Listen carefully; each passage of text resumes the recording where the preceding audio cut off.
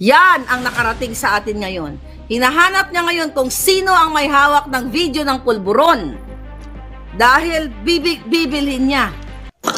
Ito ang wow trending. Matapos mag-viral ang video na sinasabing sumisinghot daw ng puting pulburon si Presidente Bongbong Marcos, na alarma daw di umano ang First Lady Liza Marcos dahil sa nasabing video.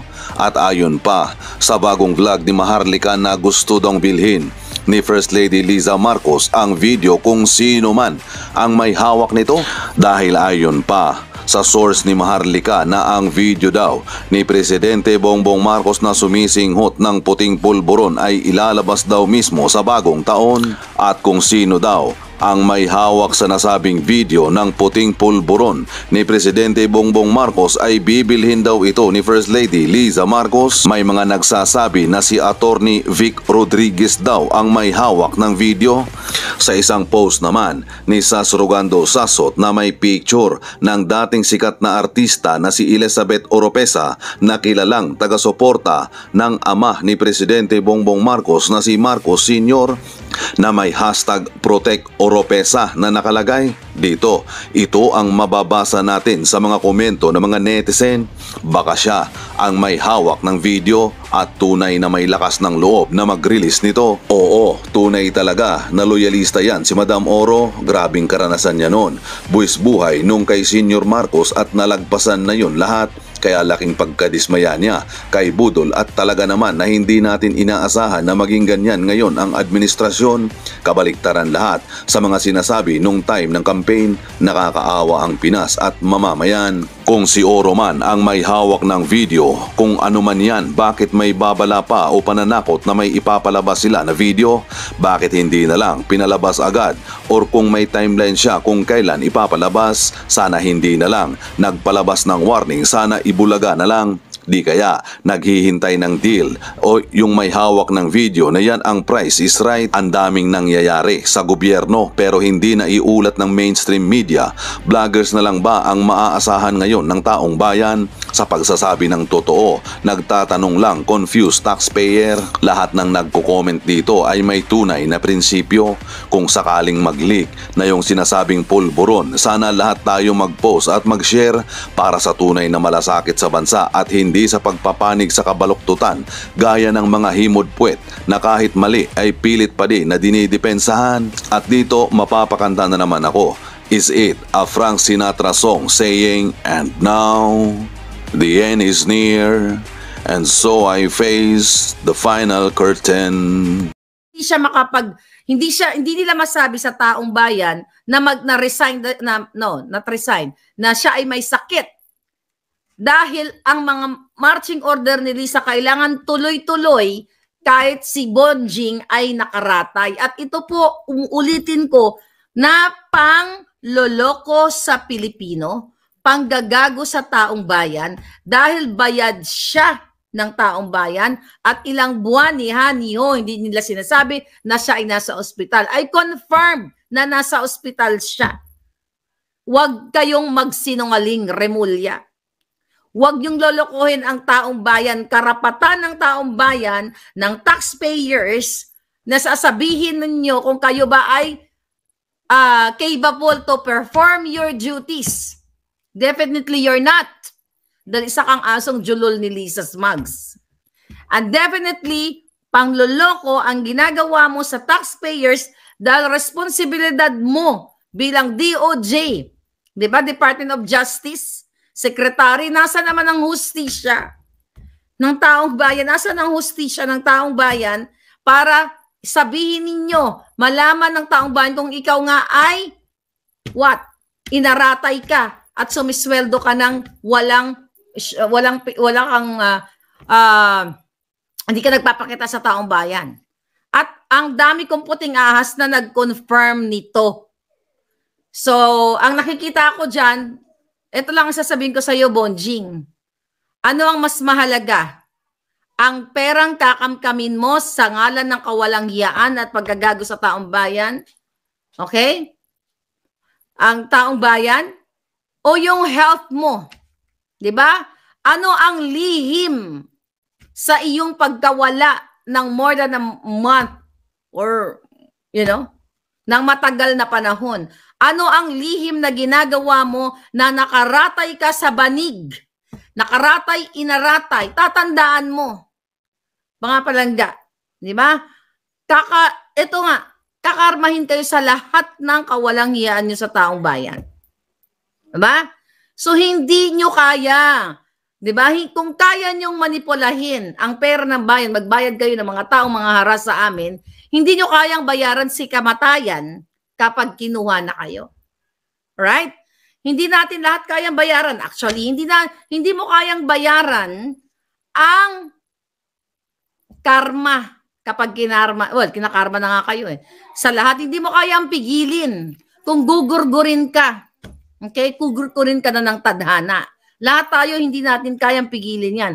Pero yung pangluloko mo sa taong bayan at sumusweldo ka sa pera ng bayan at tuloy-tuloy ang marching order ni Lisa, well, definitely kung nakaratay ka, hindi ikaw ang nagpa-function as DOJ secretary. Kung di, etong hayop na smugs, dahil siya lahat. Imagine nyo, dyan sa gobyerno, kayo sa PNP, dahil marami tayong mga kaibigan matitino naman. Okay, may natitira pa. Marami-rami. PNP, AFP, alam ninyo, sa buong lahat kayo dyan, huwag kayo magmaang-maangan. You know that. Na ang nagpapatakbo sa inyo ay hindi naman talaga yung PNP chief nyo. Kung anong inuutos ni Lisa Smugs, di ba? Ang iba sa inyo ginigipit. Tinatapon kung saan-saan. Di ba? Tinatamnan din kayo ng mga kaso, di ba?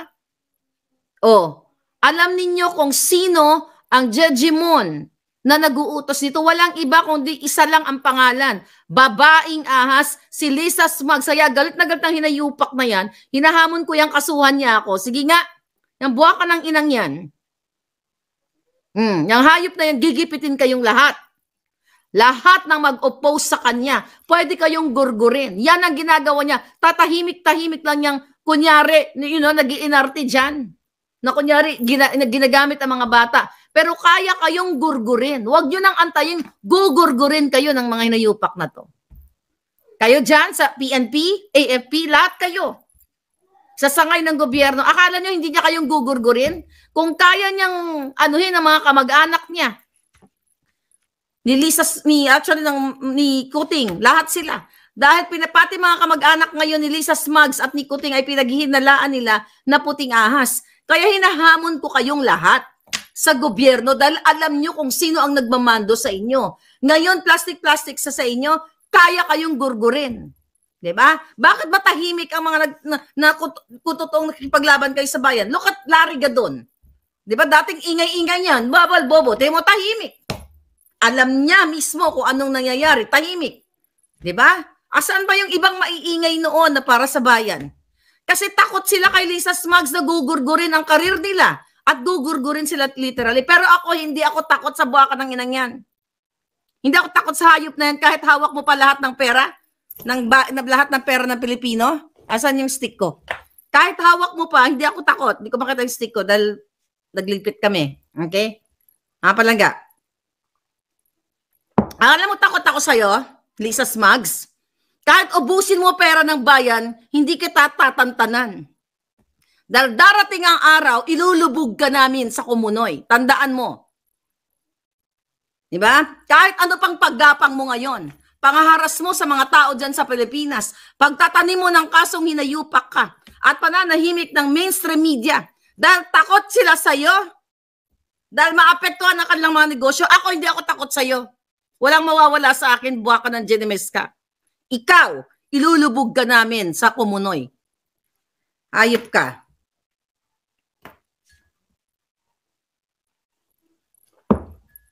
Ngayon, mga palangga, doon sa ating expose ngayon, ay natataranta si Lisa Smugs. Hinahanap niya na ngayon kung sino ang may hawak ng video at bibilhin niya. Yan ang nakarating sa atin ngayon. Hinahanap niya ngayon kung sino ang may hawak ng video ng pulburon. Dahil bibilhin niya. So sorry ka na lang. Nakakalat na yan. At I don't think na ang may hawak niyan ay ipapagbili niya. Mga kababayan, Sobra na ang Marcos administration na ito. Kailangan nyo ng kalusin. Dapat, bago itong taong 2024, ilulubog na natin sila lahat. Kaya yung may mga hawak ng mas malupit na alas, ako ay naging kasangkapan lamang ng tadhana. Naging kasangkapan lang ninyo. Nasa Amerika ko, wala akong tutuusin, wala akong kinalaman, di ba? Kung hindi nag-forward sa atin ang mga impormasyon, kung gaano kahayop ang ginagawa ng gobyernong ito, wala akong malalaman. Ginamit ako ng tadhana. Naging instrumento ako para sabihin sa taong bayan. At I challenge you also, yung may mga hawak ng alas, you speak up. Now na, mag-speak up na kayo. Dahil binababoy kayo ng isang hudas na babaeng ito, kasama si Kuting, syempre, na mandorobo. Di ba? Remember yung kanyang actually recently ko lang pinanood yung interview niya na nagpost, kinukwento ni Roy ng Bagong Lipunan na binablog niya yan, na nung panahon na nasa New York sila ay pumuslit siya doon sa Miss Saigon. Wala silang ticket, nag-arte siya. Nag-arte si Lisa Smugs. Nakikipag-away doon at bilib na bilib si Kuting doon, di ba?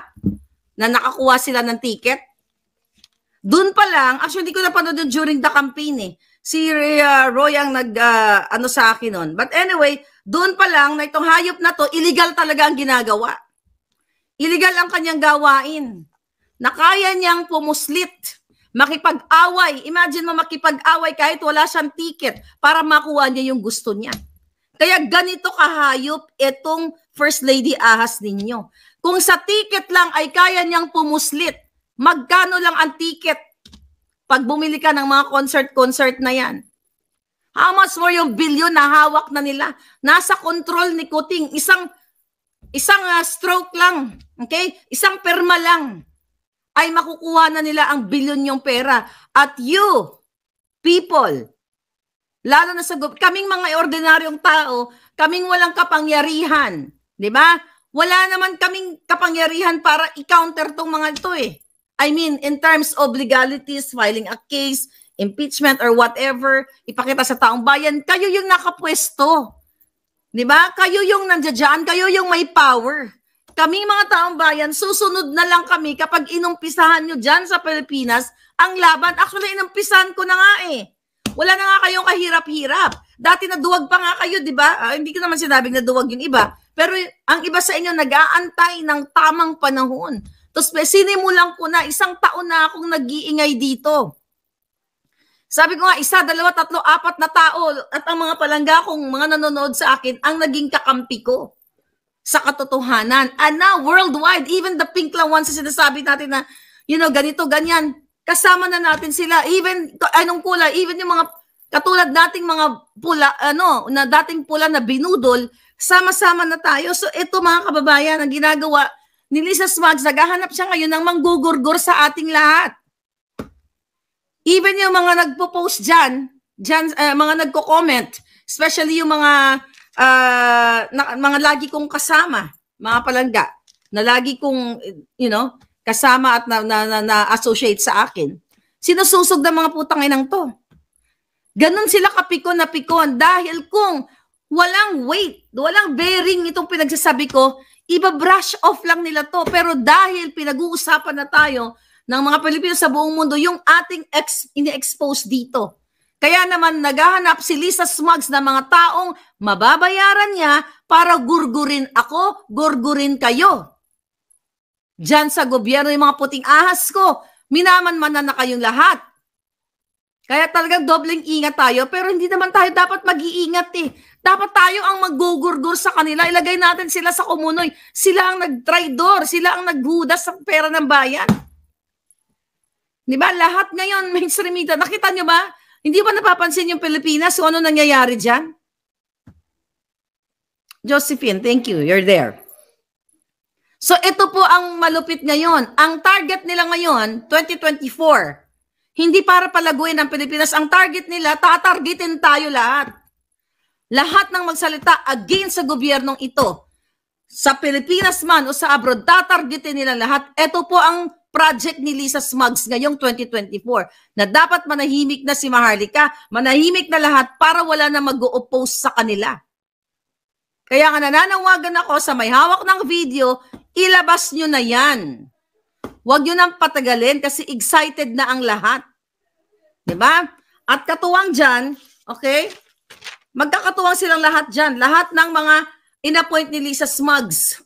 Nakita nyo lahat sa kanya lumalapit dahil siya ang nag-a-appoint ng mga sanggano. Siya ang nag-a-appoint na may record ng pagnanakaw. Si Lisa ang nag-a-appoint ng mga corrupt sa Bureau of Corrections, Bureau of Customs. Lahat ng ahensya, hawak niya. Ganito kalupit ang bayan ninyo. Tapos sasabihin nyo, you are proud Filipino. Paano ka magiging proud kung itong bulinggit na tiyanak, butod mudlo ang nagpapatakbong hinayupak na yan na basura yan. Kaya ibasura nyo uli. Di ba? Basura yung babaeng yan. Isang dugyot. Tignan mo itsura niya. Di ba? Dugyot to the highest level at lalong dinudugyot ang ating ang ating bayan, mga palangga. Ngayon, Wing Chan, thank you so much. Delikado. Mayroon ng tambaluslos, oh. Alright? May tambaluslos na pangalan. Alright.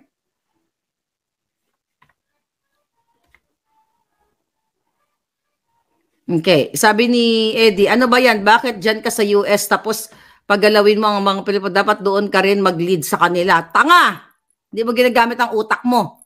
Imagine mo, nasa Amerika na ako, dito na ako nakatira, dito yung pamilya ko. Nagsasalita ako para sa iyo. Okay? Para sa Pilipino. Okay, bakit mo ako pauuwiin? Doon ba ako nakatira? Oh, nandoon ba ang buhay ko? Nandito ang buhay ko, nandito ang karir ko. 'Di ba? Yang mga katulad nyo, katulad mo. Alright? Kaya lumulubog ang bayan, nananahimik lang kayo at tatangu-tangu lang kayo kahit binababoy na kayo ng gobyerno ninyo. Lalo na namumuno sa inyo. Di ba? Yan ang problema sa bansa. Yan ang problema sa Pilipinas. Na mabigyan lang kayo ng 2 kilong bigas, 1 latang sardinas, tumatango, nagbabaw na kayo sa mga politiko. Kasalanan nyo rin eh. Kung tutusin, kasalanan nyo rin. Dahil nagpapauto kayo, kaya di ba gusto nilang maging bobo kayo, ayaw nilang umangat ang kalidad ng edukasyon sa Pilipinas. Ayaw nilang bigyan ng pagpapahalaga ang bawat nila dahil gusto nila kayo maging mangmang. At utu-utuin, araw ng eleksyon, araw ng Pasko, bibigyan kayo ng kakaperanggot na bigas, na asukal, na kape. Then papalakpakan nyo na. Yan ang ginagawa ni Lisa Smugs. Bibigyan, palaro dun sa Malacanang, yung mga bata, invite. Diba? Pagpapanggap, hindi yan totoong mahal niya ang mga kabataan. Diring-diri siya sa inyo.